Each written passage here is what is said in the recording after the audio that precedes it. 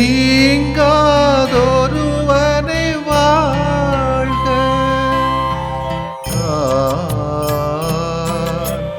ஒளி பொருந்திய அழியாத ஆன்மா,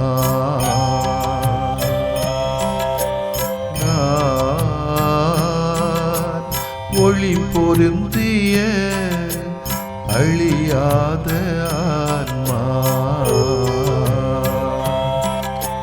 நீ என்னில் நான் உன்னில் ஈஸ்வரா, நீ என்னில் நான் உன்னில் ஈஸ்வரா. ஒளி பொருந்திய அழியாத ஆன்மா.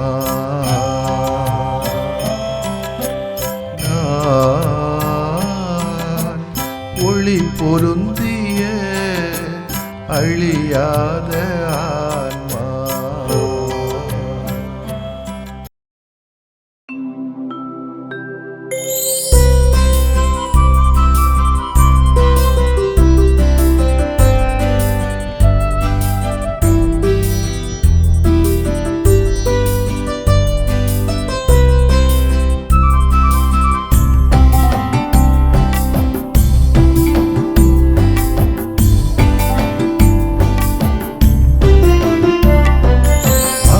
அருளும் தெய்வமே, அன்பு நிறை தேவனே, அருளுமே அருளுமே அமைதி அருளுமே, அருளுமே அருளுமே அமைதி அருளுமே, அருளுமே அருளுமே அமைதி அருளுமே.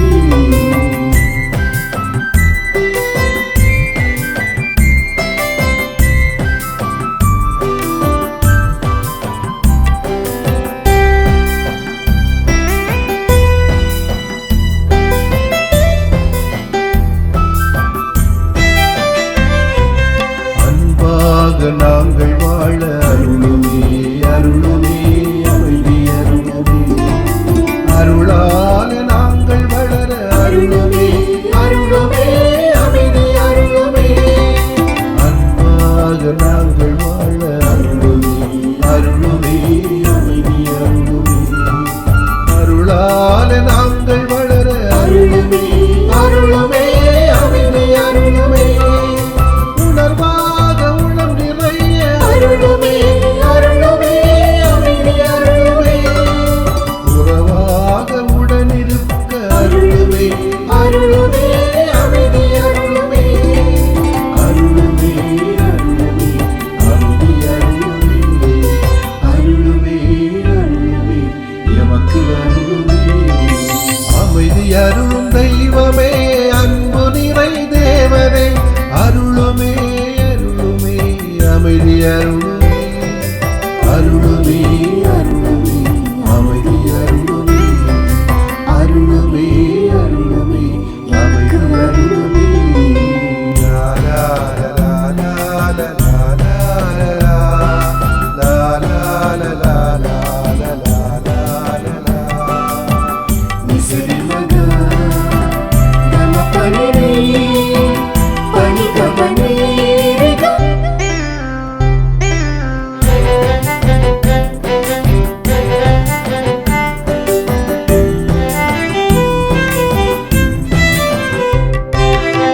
அழிவாலையாம் இருக்க அருளுமே அருளுமே அமைதி அருளுமே, பண்பால நிதம் இருக்க அருளுமே அருளுமே அமைதி அருளுமே. அழிவாலையாம் இருக்க அருளுமே அருளுமே அமைதி அருளுமே, பண்பால நிதம் இருக்க அருளுமே அருளுமே அமைதி அருளுமே. பாசத்தால நிறைந்திருக்க அருளுமே அருளுமே அமைதி அருளுமே, பயிர்வால வாழ்ந்திருக்க அருளுமே அருளுமே அமைதி அருளுமே, அருளுமே அருளுமே அமைதி அருளுமே, அருளுமே அருளுமே எமக்கு அருளுமே. அமைதி அருளும் தெய்வமே, அன்பு நிறை தேவனே, அருளுமே அருளுமே அமைதி அருளுமே, அருளுமே அருளுமே அமைதி அருளுமே அருளுமே அருளுமே அமைதி அருளுமே.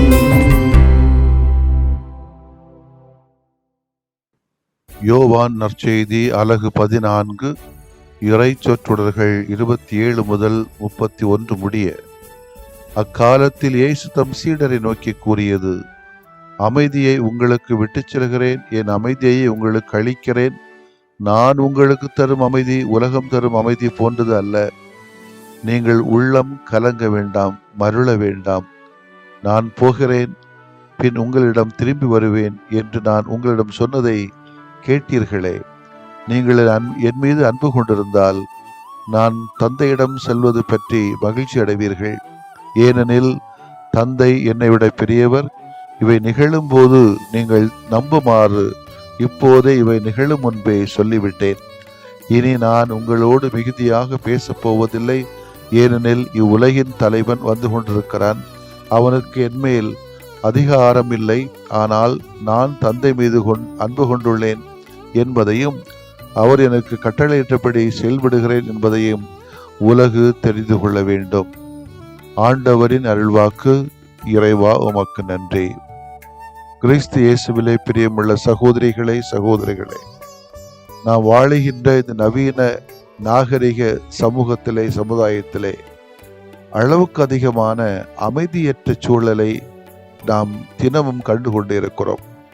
ஒரு பக்கம் மன அழுத்தம், இன்னொரு பக்கம் இயந்திரத்தனமான வாழ்க்கை, இன்னொரு பக்கம் அதிக அழுத்தம் கொண்ட இயந்திரங்கள் உள்ள வாகனங்கள் எழுப்புகிற சத்தம், இன்னொரு பக்கம் பகை மனிதர்களுக்கிடையே, நாடுகளுக்கிடையே, ஊர்களுக்கிடையே, குடும்பங்களுக்கிடையே, இன்னொரு பக்கம் புகை, வாகனங்களின் புகை, போரினால் வருகின்ற புகை என்று அமைதியற்ற ஒரு சூழலை இன்று நாம் ஒருபுறம் கண்டுகொண்டு இருக்கிறோம். இன்னொரு பக்கம் அரசின் கருணை இல்லாத செயல் திட்டங்கள், இவையெல்லாம் சமுதாயத்தில் இருந்த சிறிதளவு அமைதியையும் காற்றிலே பறக்கவிட தூண்டுதலாக அமைகிறது போன்று எனக்கு தோன்றுகிறது. எல்லாம் இருக்குதுயா, பெரிய பெரிய வீடு, நிறைய நகைகள், அளவுக்கு அதிகமான படிப்புகள், இரவு பகலாக செய்கிற வேலைகள். ஆனால் கடைசியில் அமர்ந்து பார்த்தால் இரவிலே அந்த அமைதியை நம்மால் அனுபவிக்க முடிவதில்லை. உடலிலே அமைதி இல்லை, உள்ளத்திலே அமைதி இல்லை, உணர்வுகளிலே இல்லை, உறவுகளிலே கூட அந்த அமைதியை நம்மால் அனுபவிக்க முடிவதில்லை. காரணம் என்னவோ தெரியல.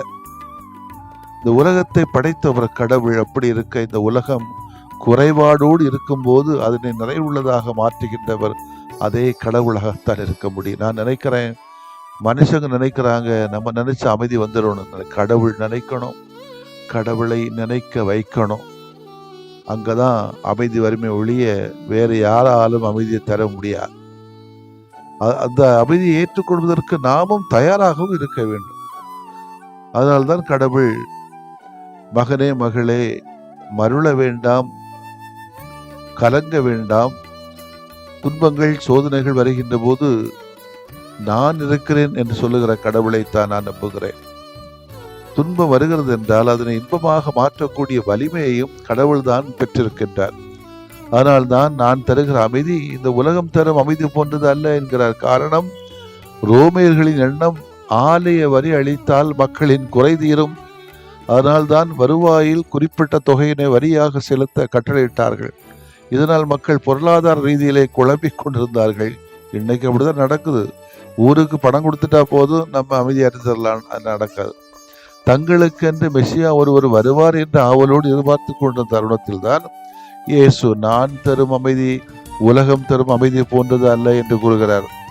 அமைதி ஏற்படுத்த வந்ததனால் தான் உயிர்த்த பிறகும் உங்களுக்கு அமைதி உண்டாக என்று வாழ்த்துகிறார். உலகம் பல வழிகளிலே நமக்கு அமைதி தர முயல்கிறது. பாருங்க, பாருக்கு போறாங்க, லேடிஸ் பாருக்கு போறாங்க, கீயை மாற்றி கொள்கிறார்கள், பல கருத்தரங்கள் நடக்கிறது, பல மருத்துவ டிப்ஸுகளை கொடுக்கிறார்கள், உளவியல் ஆலோசனை கொடுக்கப்படுகிறது, நலவாழ்வு பயிற்சிகள் ஏராளம் இன்றைக்கு யூடியூப்ல வந்துகிட்டு இருக்குது என மன அமைதி பெறுவதற்கான பல வழிகள் உலகில் இருக்கிறது. இருப்பினும் ஏன் இன்றைக்கு மனமுறிவுகள் அதிகமாக வந்து கொண்டிருக்கிறது? மனமுறிவுதான் மனமுறிவுக்கு காரணம் என்றால், நீதிமன்றத்திலே வழக்கு கொடுப்போர் இன்றைக்கு ஏராளம். வன்முறையை நாடுவோரின் எண்ணிக்கை இன்றைக்கு அதிகரித்துக் கொண்டுதான் இருக்கிறது. உலகம் தருகின்ற அமைதி நிலையானது அல்ல. இதுதான் காரணம். எனவே நிறைவான அமைதியை நோக்கி நாம் யாவரும் பயணிக்க வேண்டும் என்பதுதான் இயேசுனுடைய இன்றைய ஆலோசனை ஆகியிருக்கிறது. என் அன்புக்குரியவர்களே, பணமும் படிப்பும் அழகும் அந்தஸ்து நமக்கு அமைதியை தரப்போவதில்லை. கொஞ்சமேனும் கடவுளுக்கு பயந்து, உலகத்துக்கு பயந்து, மனசாட்சிக்கு பயந்து நல்ல காரியங்களை, நல்ல சிந்தனைகளை, நல்ல உணர்வோடு செய்தோம் என்று சொன்னால், குறிப்பாக நலிவுற்ற ஏழை மக்களோடு தங்களை ஐக்கியப்படுத்தி கொண்டால் அதிலே வருகின்ற அமைதி இருக்கிறதே மிகவும் அலாதியான அமைதி.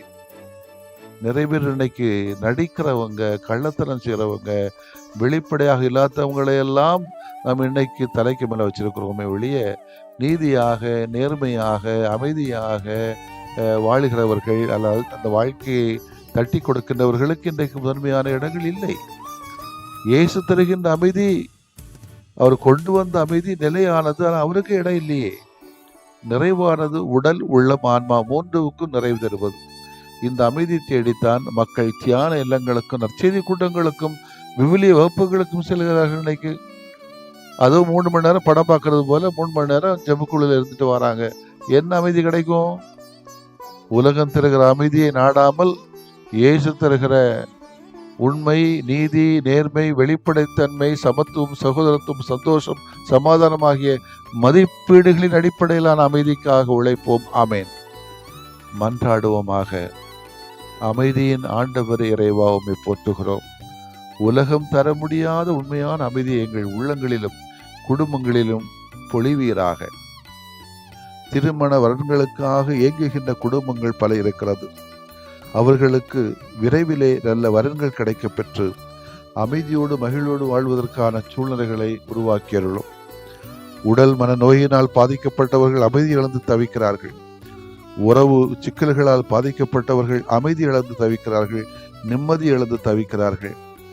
தயாரான வரன்களும் கூட பண கஷ்டங்களால், பல முட்டுக்கட்டைகளால் திருமணங்கள் நடைபெறுவதே கொஞ்சம் கேள்விக்குறியாக இந்த சூழல்களெல்லாம் அகற்றப்பட்டு மகிழ்வோடும் அமைதியோடும் நலமோடும் அவர்கள் இந்த வரன்களை உம்முடைய பாதத்திலே வைத்து அதை புதிய குடும்பங்களை உருவாக்கின்ற தருணங்களை வாழ்க்கையில் ஏற்படுத்தியருளும்.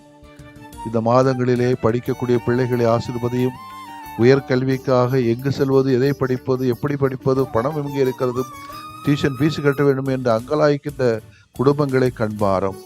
எல்லாருக்குமாக நீர் நல்ல ஒரு வழிகாட்டுதலை கொடுத்து, தூயாவின் வழிகாட்டுதலை கொடுத்து, இந்த பிள்ளைகள் எல்லோரும் உயர்கல்வி பெற்றவும் அதற்கான நம்பிக்கையிலே இந்த பிள்ளைகள் வளர உதவியாக இருக்கும். குடும்பங்கள், நாடுகள், நகரங்கள் எல்லாம் அமைதி இழந்து போர்த்தன்மையில் வாழுகின்ற சூழலே அனைத்து சண்டைகளும் சமாதானமாக நிறைவாக்கப்பட்டு அமைதியிலே வாழ தேவையான கிருபையை தாரும் ஆண்டவரே. ஆமேன்.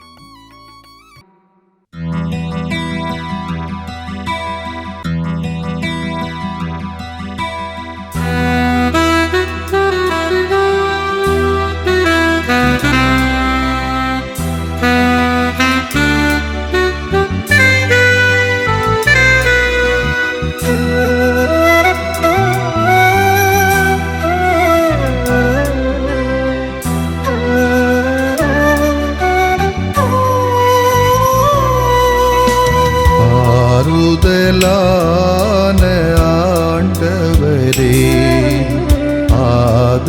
ஆதரவென்றும் எனக்கு நீரே. ஆறுதலான ஆண்டவரே, ஆதரவென்றும் எனக்கு நீரே.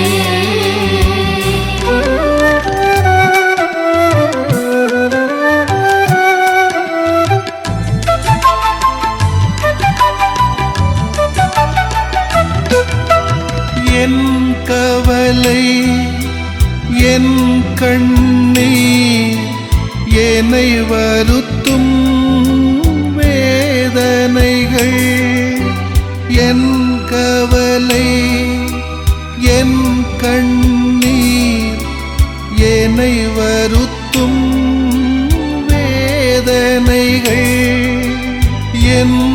பயங்கள் நெருக்கடிகள் எல்லாம் ஏற்றனை தேற்றுமையா. என் பயங்கள் நெருக்கடிகள் எல்லாம் ஏற்றனை தேற்றுமையா.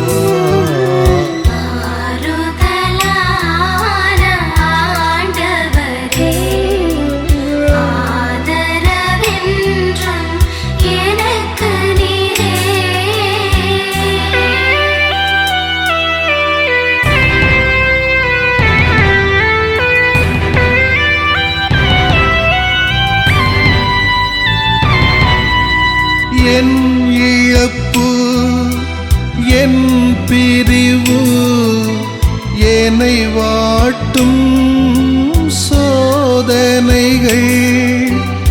என் இழப்பு என் பிரிவு என்னை வாட்டும் சோதனைகள். என் பாவங்கள் மனப்பாரங்கள் எல்லாம் சுமந்தனை தாங்குமையா. என் பாவங்கள் மனப்பாரங்கள் எல்லாம் சுமந்தனை தாங்குமையா.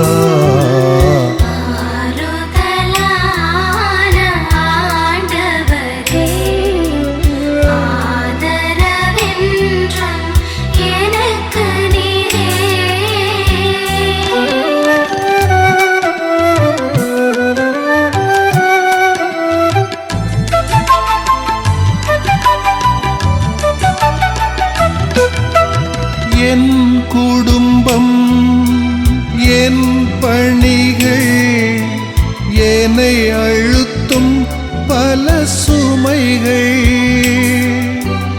என் குடும்பம் என் பணிகள் என்னை அழுத்தும் பல சுமைகள்.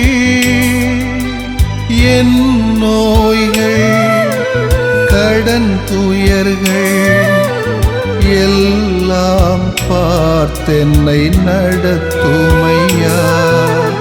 என் நோய்கள் கடன் துயர்கள் எல்லாம் பார்த்தென்னை நடத்துமையா.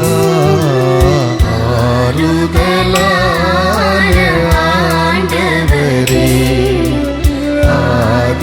ஆதரவென்றும் எனக்கு நீரே.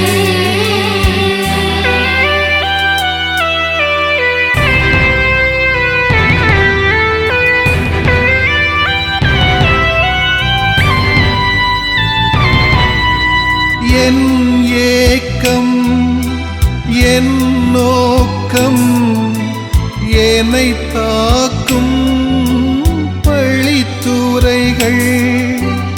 என் ஏக்கம் என் நோக்கம் என்னை தாக்கும் பழித்துரைகள்.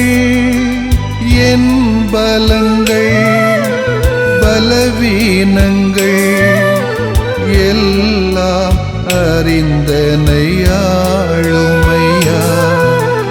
என் பலங்கள் பலவீனங்கள் எல்லாம் அறிந்தனை ஆளுமையா. ஆறுதலான ஆண்டவரே ஆதரவென்றும் எனக்கு நீரே. ஆறுதலான ஆண்டவரே ஆதரவென்றும் எனக்கு நீரே.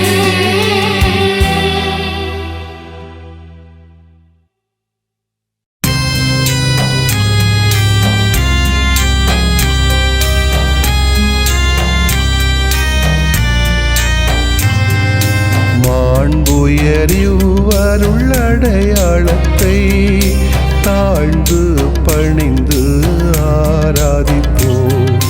பழைய நியம குறைகள் அனைத்தும் இனி மறைந்து முடிவு பெறுக. புதிய நியம முறைகள் வருக. புலன்களாலே மனிதன் இதனை அறிய இயலா. குறைகள் நீக்க நம்பிக்கையின் உதவி பெறுக.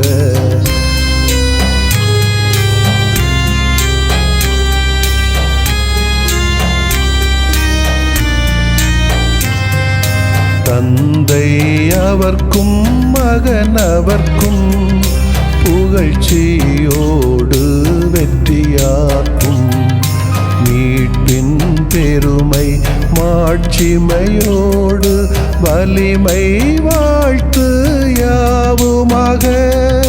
இருவரிடமாய் வருகின்றவராம் தூய ஆவியானவர்க்கும் அளவில்லாத சமப்புகழ்ச்சி என்றுமே உண்டாகுக. ஆமென்.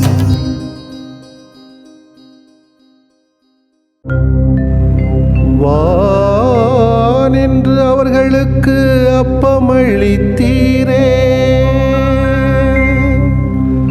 இனிமையெல்லாம் தன்னகத்தில் கொண்ட அப்பம் இதுவே. மன்றாடுவோமாக.